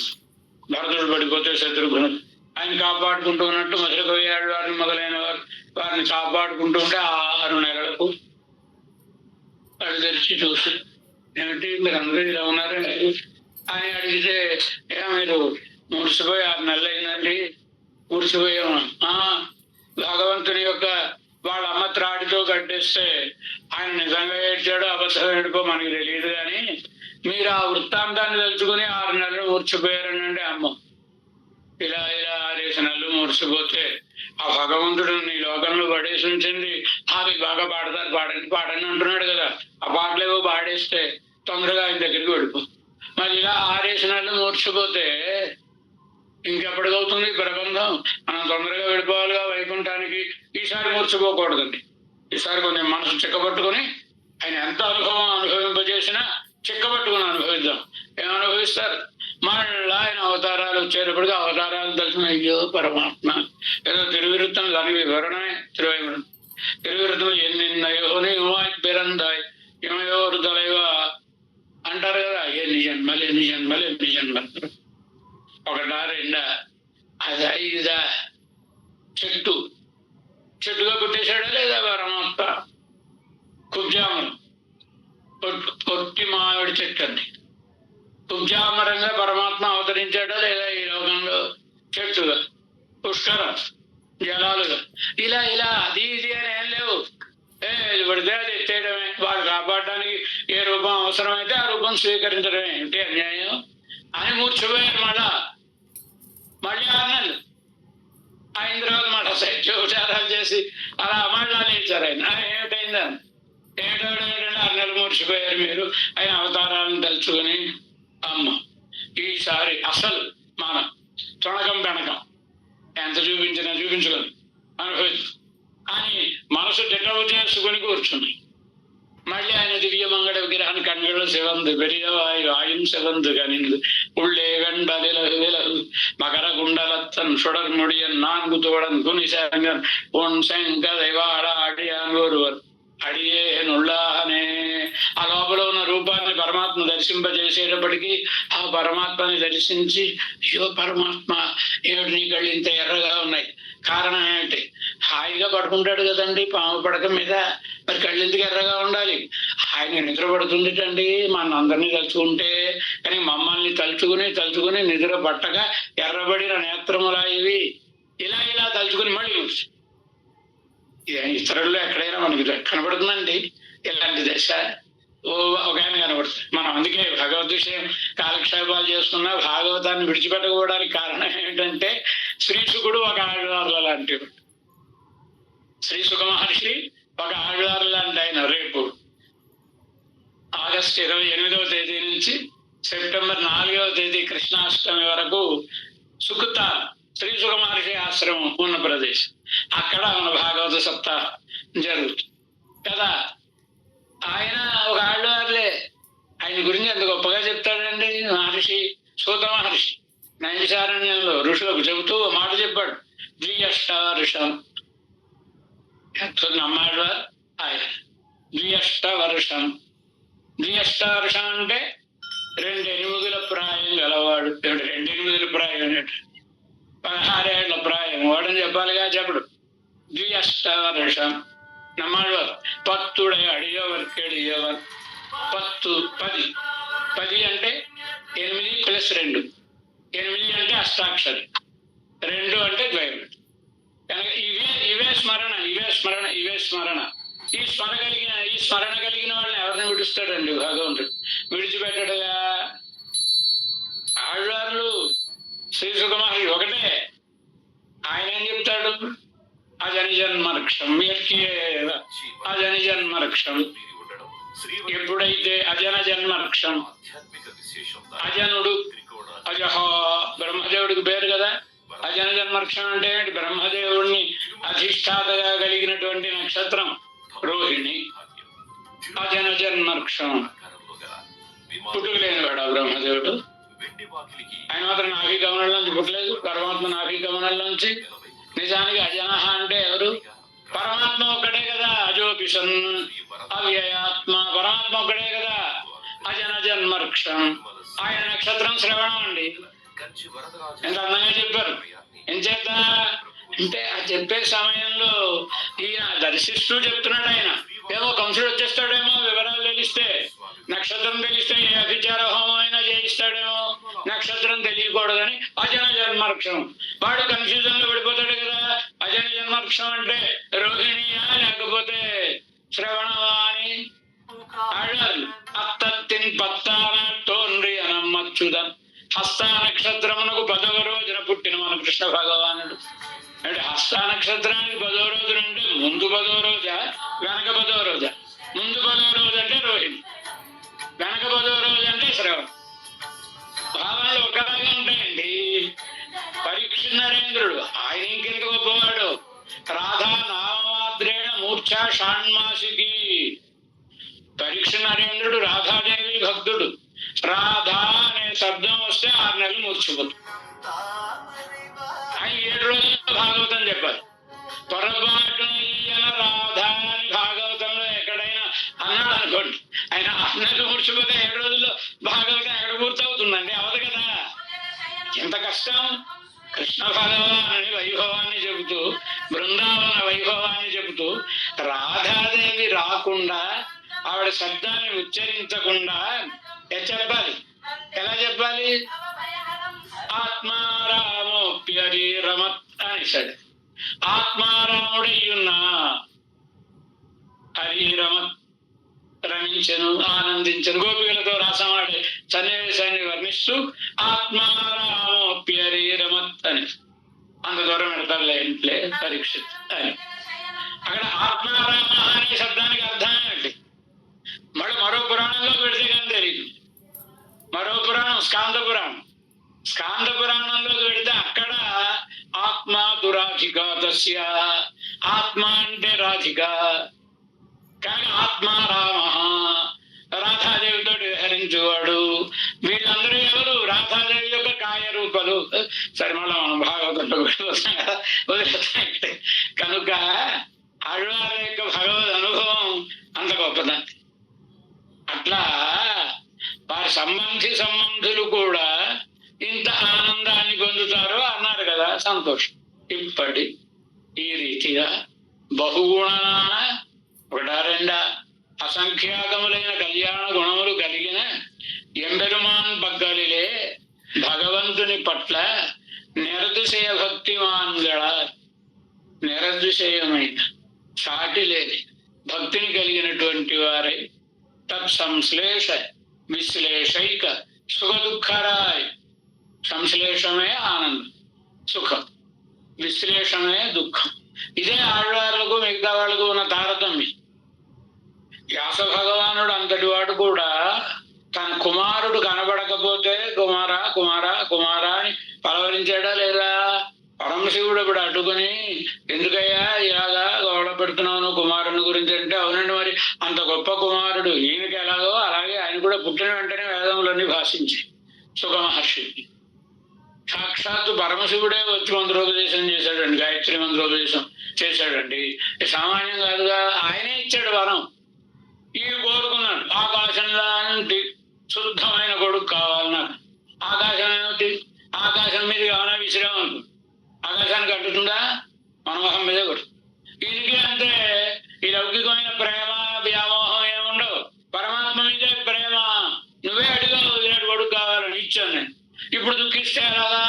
సరేలే, ఆయన పరమాత్మని రక్తో విరక్తో పరమాత్మని, ఆయనకి మళ్ళా సాంసారిక జీవితం మీద రక్తి ఉండదు కనుక ఛాయాసుకుడిని నీకు ఇస్తున్నాను. ఎక్కడున్నా ఛాయగా అలా సుకుడిలా కనబడుతూ ఉంటుంది. దాంతో తృప్తిపడు నువ్వు అన్నాడు పరమశివుడు. కనుక తన కుమారుని గురించి దుఃఖించాడా లేదా వ్యాసుడు? కుమారుని గురించి దుఃఖించి ఆత్మహత్యా ప్రయత్నం చేశాడా లేదా వశిష్ఠుడు? వాళ్ళకి సుఖము దుఃఖము సాంసారిక విషయములు. నమ్మాళ్ళకు పరమాత్మ అనుభవం కలిగితే సుఖం, పరమాత్మ మనసులో కనబడకపోతే దుఃఖం. కనుక తత్ సంశ్లేష విశ్లేషైక సుఖ దుఃఖరాయి. ఇదే ఏకశబ్దాన్ని వాడడంలో అర్థం అదే. లౌకికమైనటువంటి స్పృహలు వారికి లేవు. కేవలము పరమాత్మానుభవమే. కలిగితే ఆనందం, కలగకపోతే దుఃఖం. ఇప్పటి ఈ రీతిగా పరమాత్మ ఎందు ఇంత చెప్పడానికి వీరుడైన భక్తి కలిగిన వారై తత్ సంశ్లేష విశ్లేషైక సుఖ దుఃఖరాయ్, సుఖ దుఃఖములను కలిగిన వారై అవనై అల్లదు అరియాదబడియాయ్. ఆ భగవంతుడు తప్ప వేరొక విషయం తెలియని రీతిగా ఉండి భగవద్ అనుభవ సుఖం మిక్కబోదు. భగవంతుణ్ణి అనుభవించినటువంటి ఆనందం బాగా ఎక్కువగా విజృంభించి ఉన్నప్పుడు ఇతర పదార్థങ്ങളും എല്ലാം തമ്മെ പോലെ എമ്പെരുമാനെ പെത്തു സുഖിക്കിരണവാഹവും. మిగతా లోకం కూడా అంతా ఆ భగవంతుణ్ణే పొంది ఆయన్నే దర్శించి తమలాగే వారు కూడా ఆనందిస్తున్నటువంటి రీతిగా నన్ను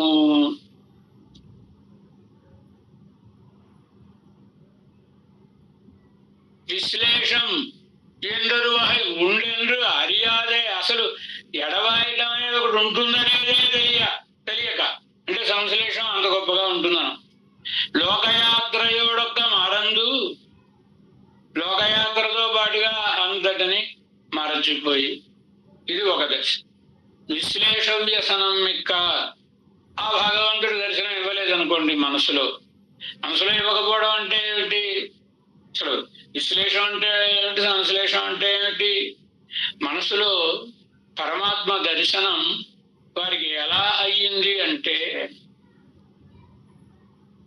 ఎదురుండగా ఓ వ్యక్తి కూర్చుని ఇదిగో చూడవయా అని తనను చూపిస్తూ ఉంటే దర్శిస్తున్నట్లుగా ప్రత్యక్ష దర్శన సమానమైన ఆకారంతో మానసిక అనుభవం నమ్మాళ్ళవార్లకు కలిగి, మన దౌర్భాగ్యం మనకు కూడా అలాంటి కలుగుతుంది. మనం అంత శుష్క హృదయం ఏం కాదు, మనకి కలుగు. మన దౌర్భాగ్యం ఎప్పుడంటే కళలో ఎవడో మన దగ్గరికి వచ్చి 100 రూపాయలు అప్పడిగినట్టు ఇవ్వను పో అని తన్నినట్టు మంచం కూడా దగ్గర మెలుకొస్తుంది. ఉంది భగవద్ విషయంలో ఎవడికి ఉంది. భగవద్ విషయంలో అనుభవం ఆళ్వార్లకు మాత్రమే సొంతం. అలా అనుభవించడం ఆ భగవంతుడు. ఈ అనుభవం ఉన్నంతసేపు ఆనందం. సంశ్లేషం అంటే ఇదే.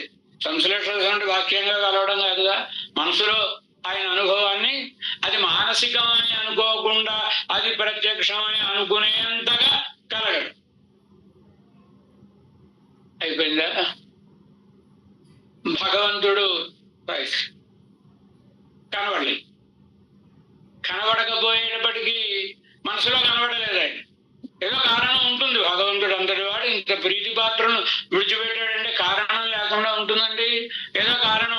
తర్వాత వారు సాయిస్తారు. కనబడకపోయేటప్పటికీ ఇంకా విశ్లేష దుఃఖం. విశ్లేషం అంటే ఏమిటి? మనసులో కనబడిన వాడు ఆళ్వారు దశలా ఉంటుంది, ఎదురుగుండగా వచ్చి భగవంతుడు తన లీలలను చూపిస్తున్నాడండి. చూపిస్తుంటే సమకాలంలో భక్తులు ఉంటారు కదా, వాళ్ళతో ఆడుకుంటూ ఉంటాడు ఆయన. ఆడుకుంటున్నప్పుడు అందరూ ఎవరిని వదిలేస్తారో వాళ్ళని పట్టుకుంటాడు ఆయన. కనుక ఓ చెట్టు దగ్గర ఎవరో ముసలాయన కళ్ళు కనబడవు, తంబరం ఎత్తుకుంటూ కృష్ణుని పాడుకుంటూ ఉండేవాడు. ఆయన దగ్గరికి వెళ్ళి తాత బాగున్నావా అని ఒళ్ళో కూర్చునేవాడు, వీపు మీద కూర్చునేవాడు, ఇలా ఉండేవాడు.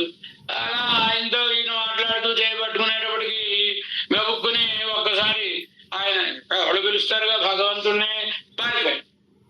ఈయన గుడ్డివాడు ముసిలివాడు పరిగెత్తలేడు, ఏం పట్టుకోగలడు ఆయన్ని. కనుక హస్తమాక్షిప్య యాదోసి, నా చెయ్యిని విడిచిపెట్టి పారిపోయాను, మొనగాడివి నువ్వు, కుర్రాడివి, యువకుడివి కనుక నువ్వే నా గొప్పవాడిని అనుకోకు. హృదయాద్యది నిర్యాసి గణయామి తే పౌరుషం. నా హృదయంలోంచి బయటకు వెళ్ళి చూద్దాం, అప్పుడు నీ పౌరుషం ఏమిటో నేను చూపిస్తాను. నేను ఒప్పుకుంటాను నువ్వు మొనగాడు అని అంటాడు ఈ భక్తుడు. హృదయంలోంచి వెళ్ళలేడు కదండి, భక్తుల హృదయాన్ని విడిచిపెట్టి వెళ్ళలేడు కదండి. భగవంతుడు కూడా కనబడకపోవడం అంటే ఆయన విడిచిపెట్టి వెళ్ళిపోయాడని అర్థం కాదు. అద్భుతంగా చెప్తాడు, మన భాగవతంలోకి వెళ్ళాలి. అంతర్హితుడయ్యాడు కృష్ణ భగవానుడు గోపికలకు రాస సమయంలో అంటాడు. ఏ అందమైన మాట! అంతర్హిత అంటే అర్థం ఏంటి? లోపల ఉండి వాళ్ళ హితవును కాంక్షిస్తూ కృష్ణ విరహ దుఃఖంతో వాళ్ళ ప్రాణాలు పోకుండా వాళ్ళని జాగ్రత్తగా కాపాడుకుంటూ ఉన్నాడు. అక్కడ ఒకటే కారణం, నమ్మాళ్ళ వాళ్ళని విశ్లేషించడానికి ఒకటే కారణం. ఆ కారణం ఏమిటో తర్వాత వారు సాయిస్తారు మనకి. కనుక అలా మరపనే విశ్లేషణ అనేది ఒకటి ఉండదు అనుకుని అంత ఆనందాన్ని అనుభవించి విశ్లేష వ్యసనం మిక్కాల్, భగవంతుని విశ్లేష వ్యసనం అంతకంతగా అధికము కాగా సంశ్లేష రసం ఉండెండ్రు మర్యాదే. అసలు కలయిక అనేది ఒకటి ఉంటుందన్న సంగతి కూడా తెలియనంతగా దుఃఖాన్ని అనుభవించి, ఎడబాపు అనేది ఒకటి ఉంటుందని తెలియనంతగా సంశ్లేష సమయంలో ఆనందాన్ని. భగవానుడు కనబడకపోయేటప్పటికీ అసలు సంశ్లేషం ఒకప్పుడు కలిసి ఉన్నాం అనేది కూడా తెలియనట్టుగా, ఎంత జీవితం అంతా ఇంతే యథాభరితమే అని దుఃఖించడం అన్నమాట. అది మాత్రమేనా, ఇతర పదార్థங்களும் எல்லாம் தம்மை போலே எம்பெருமானை பிரிந்து నోవుబడిహిరణవాహ కొండు. తానే కాదు, ఈ లోకం అంతా కూడా తమలాగే భగవాను ఎడబాసి బాధపడుతుంది అని. ఇది అలభ్య. ఇలాంటి యోగులు జన్మించడం కష్టం. భగవద్గీతలో భగవానుడు చెప్తాడు, అలాంటి యోగుల గొప్పతనం ఎలా ఉంటుంది అంటే, ఆత్మౌపమ్యేన సర్వత్రా, తనలాగే ఇతరులు కూడా అని భావించేటటువంటి వాళ్ళయ్యా. కనుక వీరు కూడా రెండవది మొదటి 20 భగవద్ దర్శనం కాలేదన్నమాట. వారు విచారిస్తూ అలా కూర్చున్నారు. మన వ్యాఖ్యానంలో పెద్దలు సాయించే సూక్తులు ఇవన్నీ హరేంద్ర చెట్టు నుంచి కదలేదు, కానీ వారి యొక్క భాసురాలను బట్టి ఆ భావనలను మన పూర్వాచార్యులు చేస్తారు. పరలా నది ఒడ్డున కూర్చుంటే దూరంగా చూస్తే ఏదో కొంగ ఒక తామరాకు మీద అలా నిలబడి ఉంది. ఆ కొంగని చూశాడు. కొంగ, ఏమిటే మరి అంత తలబడిపోయావు? నీయం తిరుమాల నెంజం కోట్పట్టాయే వాయుం తిరయుహడం కానల్ మడనారాయ్. అలా అంత పాలిపోయాడు అంటారు సరే, తెల్లబోతూ ఉంటారు. విచారం కలిగితే పాలిపోయినట్లుగా నువ్వు కూడా పాలిపోయి అలా అయిపోయావేమిటే? నీయం తిరుమాలాలు నెంజం కోట్పట్టాయే. నువ్వు పొరపాటు నువ్వు కూడా ఆ పరమాత్మ మీద మనసు పారేసుకుని ఆయన మీద ఆయన ఇప్పుడు కనపడకపోతే అలాగే నువ్వు కూడా దుఃఖిస్తున్నావా, అందుచేతన అంత తెల్లగా ఉన్నావు. కొంగకి ఆ తెల్లదనం స్వాభావికమైందండి, పుట్టుకతోటి వచ్చిందండి. కానీ వీరు అలా అనుకోవడం లేదు, విశ్లేష వ్యసనం వలన పాలిపోయింది. ఒకళ్ళే ఎవరు కనిపించినా అంతేనండి, చంద్రుడు కనిపించినా అంతే. చంద్రుడు రోజు రోజుకి క్షీణిస్తున్నాడు. ఆయన్ని చూసి, చంద్రుడిని చూసి పరమాత్మ మీద మనసు పారేసుకుని ఇలా క్షీణించిపోతున్నావు బెంగతోటి. కొంతమంది చిక్కుపోతూ ఉంటారు కదా, నువ్వు కూడా ఆయన మీద బెంగతోటి చిక్కుపోతున్నావా? ఇలాంటి అనుభవం భాగవతంలో కనబడుతుంది మనకి. కృష్ణ పద్మనుడు దశమస్కంధంలో చివరిలో కనబడుతుంది. శ్రీకృష్ణ భగవానుడి భార్యలు కృష్ణ భగవాను మరి ఎంతసేపు ఊరిని పట్టుకుని తిరగడంతో సరిపోతుంది కదండి. వాళ్ళని కాపాడాలి, వీళ్ళని కాపాడాలి, పాండవులు ఇవన్నీ. దాంతో ఆయన విశ్లేష వ్యసనంతో వీళ్ళు ఆ చంద్రుణ్ణి చూసి, ఆ క్షణ చంద్రుణ్ణి చూసి, ఏమిటి నాయన ఇలా చిక్కుపోయావు నువ్వు, ఆయన వలన కుర్రరి విలపసిత్వం, ఏమిటే లోకమంతా నిద్రపోతుంటే ఓ పక్షి ఏమిటి అలా అరుస్తున్నావు నువ్వు, ఒకవేళ భగవంతుడి మీద మనసు పారేసుకుని ఆయన కనబడలేదని మాలాగే నువ్వు కూడా ఇలా బాధపడుతున్నావా?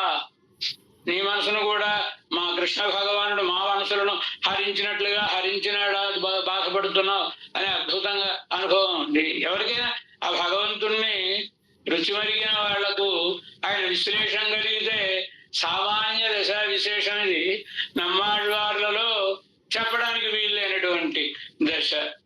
కనుక అక్కడ యోగులను గురించి భగవానుడు చెప్పిన మాట అంటే ఆయన స్మృతి పథంలో నమ్మాళ్వార్లు ఉండుంటారు. సమీపకాలం ఆయన అవతారం చాలించిన 43వ రోజున వీరు అవతరించారండి. కనుక సమీపకాలంలో కనుకనే భగవానుడు సమహాత్మ దుర్లభ అని ఊరుకోలేదు, సుదుర్లభ. సుదుర్లభ అంటే అర్థం ఏమిటి? దుర్లభ అంటే ఎవరికి దొరకడు. ఎవరికి కాదయ్యా, నేను పరమాత్మని, నాకు కూడా దొరకడు అలాంటి ఆయన. ఎందుకంటే ఆయన అవతరించడానికి 43 రోజుల ముందే నేను వెళ్ళిపోవాలి. ఏదో అపాయింట్మెంట్ ఎక్కడో ఇచ్చుంటాడు, ఈయన వెళ్ళిపోవాలి నేను అనుకుని సుదుర్లభ ఈ హృదయంలో ఉంచుకుని చెప్పిన మాట. వాసుదేవా సర్వమితి సమహాత్మ సుదుర్లభ అన్నమాట నమ్మాళ్వార్లను హృదయంలో ఉంచుకుని కృష్ణ భగవానుడు చెప్పిన మాట అండి. కనుక అలా నమ్మాళ్వార్లు ఎంబెరుమాని పిరిందు నోవు పడి హిరణవాహ కొండు, మిగతావన్నీ కూడా నీయం తిరుమాల నింజం కోట్పట్టాయే, నువ్వు కూడా తిరుమాల ఆ లక్ష్మీదేవికి వల్లభుడైన పరమాత్మ వలన మనసును కోల్పోయిన ఇత్యాది ఆలే అవద్దుకుమాహ తాం నవ్వుబడా నెట్వర్క్. అక్కడ ఆ గ్రంథం దగ్గర అక్కడ వ్యాఖ్యానం అద్భుతంగా నంబెళే అనుగ్రహిస్తుంది. ఏమని? వాడేరు కాణ తేలేరు పోమా పోలే అంటే ఒకటి తేలు కుట్టింది. తేలు కుట్టాడు, అమ్మో తేలు కుట్టిందని ఏడుస్తున్నాడు. ఇందులో ఎవడో కత్తి పుచ్చుకొని కొట్టడానికి వచ్చాడండి. ఆ కత్తి పుచ్చుకొని కొట్టడానికి వచ్చిన వాడిని చూడగానే ఈ తేలు కుట్టిన బాధ మర్చిపోయి పరిగెడతాడు. అలా నమ్మాళ్వార్లు ఆయన బాధపడుతున్నారు భగవద్ విశ్లేషణతో. కానీ ఈ లోకాన్ని చూసి లోకమంతా కూడా భగవానుని మీద ప్రేమతోటే ఇలా విశ్లేషణతో కృషించిపోయి ఉందేమో అని వీళ్ళ దుఃఖాన్ని చూసేటప్పటికీ ఆయన దుఃఖాన్ని మర్చిపోయి వీళ్ళ కోసం ఆయన పరితపించారు. అయ్యో నువ్వు బాధపడుతున్నావా, అయ్యో నువ్వు బాధపడుతున్నావా అనడం. మరి ఈ స్వభావం ఎవడుకుంటుందండి? నమ్మాళ్వారని ఊరికేనారా? మన ఆళ్వార్లు అంటే మన కోసం ఇంత ఆలోచించేవాళ్ళు ఎవరండి? మనకే 4 రోగులు చిక్కితే పక్కవాళ్ళని గురించి చూడడం కదా. మన చుట్టాలు బంధువులు పాప ఆయన ఎవరో కష్టాల్లో ఉండంటే ఆయన బాధలు ఎవడు తీరుతలేరులే అని ఎంతసేపు మన అనుభవమే మనకి తప్ప పట్టించుకోం. అలాంటి ఈ లోకాన్ని గురించి పట్టించుకున్నారంటే మరి ఆళ్వారు కాకపోతే ఎవరవుతారండి? ఎవరు? మన ఆళ్వార్లే కదా. అలా నవ్వుబడా నిற்பర్ ఎవరికి ప్రియాప్రియంగా ఒరుక్కాలం ముడియాదే పరిహారేణ ఉండాయాలే. మనం ఎక్కడ చూసినా ఓసారి ఆనందం, ఓసారి దుఃఖం, ఓసారి ఆనందం, ఓసారి దుఃఖం, ఇలాగే కనబడుతుంది ప్రబంధం. ఏదో ఒకసారి దుఃఖం కలిగి ఆ తర్వాత కలిసిపోయిన ఆనందం అనుకోవడానికి లేదు. ఇలా ఉండడం చేత వీరికి ఓ పేరు పెట్టారు మన పెద్దవాళ్ళు. ఏమన్నారు? ఎవరికి చింతయంతిప్పటి నిత్యమై సెల్లు హయాలే. చింతయంతి లాగా, చింతయంతి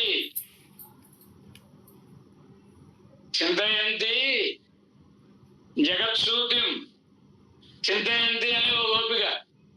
శ్రీకృష్ణ భగవానుడు వేణుగానాన్ని వినిపిస్తున్నాడు. ఆ వేణుగానానికి వ్యాముగ్ధమై అందరూ జవలోల కుండలాజగ్మురన్యోన్యమరక్షితోద్యమా సయత్రకాంతో జవలోల కుండలా. భాగవత్. ఎక్కడ కృష్ణ భగవానుడు ఉన్నాడో ఎక్కడి నుంచి వేణుగానం వినపడుతుందో ఆ వేణుగానం కేసి ఆ శబ్దం వినపడుతున్న చోటు అందరూ పరుగులు పెట్టుకుని వెళ్ళిపోతున్నారు. ఆ వీధిలోంచి కొందరు, ఈ వీధిలోంచి కొందరు, అందరూ కృష్ణుడి దగ్గరికి పరిగెత్తుకుని వెళ్ళిపోతున్నారు. ఇలాంటి సమయంలో ఒక ఆవిడికి వేణుగానం వినబడింది. బయటికి వద్దామనుకుంటే బయట మామగారు అత్తగారు అడ్డంగా కుర్చీలు వేసి కూర్చుంది. బయటికి రావడానికి లేదు. వాళ్ళు పారిపోతుందేమో అని కలిపేసేశారు. లోపల ఉండిపోయింది. శ్రీకృష్ణ భగవానుడు వేణుగానం ఆవిడికి వినిపిస్తోంది. ఆ వేణుగానాన్ని వింటూ కృష్ణ భగవానుడు వేణుగానం అంటే మనం ఏదో అది ఎంత గొప్ప వాళ్ళైనా కానివ్వండి, ఏదో ప్రసాద్ చౌరాసి అయినా ఎవడో చెప్తారుగా వీళ్ళ వేణుగానాలు ఏం సరిపో కృష్ణ భగవానుడు వేణుగానానికి. ఎందుచేత ఆయన వేణుగానం అనేది దృశ్య తరంగాలతో కూడిన శబ్ద తరంగం కనుక ఆ వేణుగానం ఆవిడికి వినబడుతుంటే ఇక్కడ వేణుగానం వినిపిస్తున్న శ్రీకృష్ణ భగవానుని దివ్యమంగళ విగ్రహం త్రిభంగి లలితుడు కదండి. త్రిభంగిగా నిలబడి ఆనందంగా వేణువును ఊదుతూ ఉన్నటువంటి ఆ రూపం కన్నులకు కనబడేటప్పుడు ఆ రూపాన్ని చూడడం వలన కలిగినటువంటి అపరిమితమైన ఆనందంలో ఈవిడ పూర్వ జన్మల నుంచి చేసుకున్నటువంటి ఆనందములైనటువంటి ఆనందం పుణ్యములన్నీ కూడా ఖర్చు అయిపోయి మరి ఆనందాన్ని అనుభవించిందిగా. పుణ్యఫలం ఆనందమే కదా. కళ్ళు తెచ్చి చూస్తే తన గదిలో ఉంది, తలుపులు వేసేసి ఉన్నాయి. అయ్యో వెళ్ళలేకపోయామే అనే అపరిమితమైనటువంటి దుఃఖంలో తన పూర్వజన్మలలో చేసిన పాపములన్నీ ఖర్చు అయిపోయి పుణ్య పాపే విధూయ నిరంజన పరమం సామ్యముపైది. ఉపనిషత్తు చెప్పిందిగా పుణ్యపాపములు రెండు పోయి. ఆ రెండు ఉంటేనే మనం కూడా తెలుసో తెలియదో ఎవరైనా అడిగారనుకోండి ఎలా ఉన్నారండి చాలా కాలం అయింది కనబడి, ఏదో బండి లాగిస్తున్నాం అంటూ ఉంటారు కదండి. మరి బండిని లాగించాలంటే 2 చక్రాలు ఉండాలి కదండి. పుణ్యమో చక్రం, పాపమో చక్రం. ఈ చక్రాలు ఉంటేనే బండి కదులుతుంది. 2 ఖర్చు అయిపోయాయి ఆవిడికి. స్మరణ కృష్ణ భగవాను యొక్క దివ్యమైన స్మరణ కనుక పరం బ్రహ్మం అవాపసా. విష్ణు పురాణం కనుక 6000 శ్లోకాలే కనుక విష్ణు పురాణంలో ఒకే గోపికని చెప్పు. ఇలాంటి వాళ్ళు చాలా మంది పరమాత్మలో చేరిపోయారని భాగవతం చెప్తుంది. అది 18,000 శ్లోకాలు కనుక ఆయన ఇంకా మిగతా వాళ్ళని కూడా ఇంకా అనేక మంది తద్భావనాయుక్తా అక్కడ చెప్తారు. కనుక చింతయంతి ఒక్కసారి ఆ దుఃఖాన్ని, ఎంత ఉత్కటమైన దుఃఖాన్ని అనుభవించు, ఎంత పరమోత్తమైన ఆనందాన్ని అనుభవించు. ఒకసారి మీరు అలా కాదు, ప్రబంధంలో అనేక మార్లు దుఃఖిస్తూ సాధించినటువంటి తిరువాయుడు అనేక మార్లు ఆనందంతో సాధించ మారి నడుస్తూనే ఉంటాయండి. ఈ దుఃఖము ఆనందము రెండు కూడా, ఈ చింతనం అనేది. ఆవిడ ఒక్కసారి చింతించింది, విముక్తిని పొందింది. ప్రబంధం అంతా వీరిలా దుఃఖిస్తూ ఆనందిస్తూ చింతిస్తూనే ఉన్నారు కనుక చింతయంతి అంటే సరిపోదు. చింతయంతి అంటే స్మరించుచూ ఉన్నది, స్మరించుచూ ముక్తికి వెళ్ళిపోయింది అని. వీరిని చింతయంతి అంటే సరిపోదు, మరి ఏమన్నా దీర్ఘ చింతయంతి. ఇలా అనేక మార్లు ఇదే స్మరణతోటి ఉండే కొస వరకు ఇదే స్మరణ. దీన్ని వినగా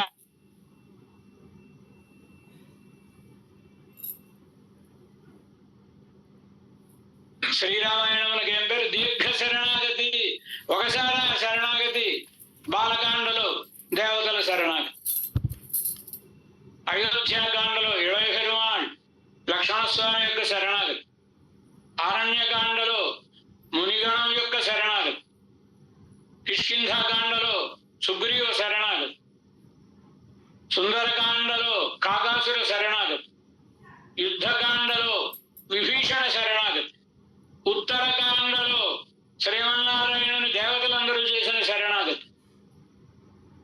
ఎన్ని శరణాగతులు ఉన్నాయండి? మొత్తం అంతా శరణాగతులేనండి. పాలకాండలో కూడా విష్ణువుని దేవతల త్వాంనియో క్షేమహే దేవతల శరణాగతి కనబడుతుంది, ఉత్తరకాండలోనూ కనబడుతుంది. ప్రతి కాండలోనూ శరణాగతి కనబడుతుంది కనుక శ్రీరామాయణమునకు దీర్ఘ శరణాగతి అని పేరు. మన నమ్మాడి వారులకు దీర్ఘ చింతయంతి అని తిరునాం. దీర్ఘ చింతయంతి ஒன்றாய்த்து என்றாய்த்து నా మొగలిகள் అరడి చేయవదు ఇంతైందా అని మన పెద్దలు అయ్యుని దీర్ఘ చింతయంతి అని నమ్మాళ్ళని అంటారు అని.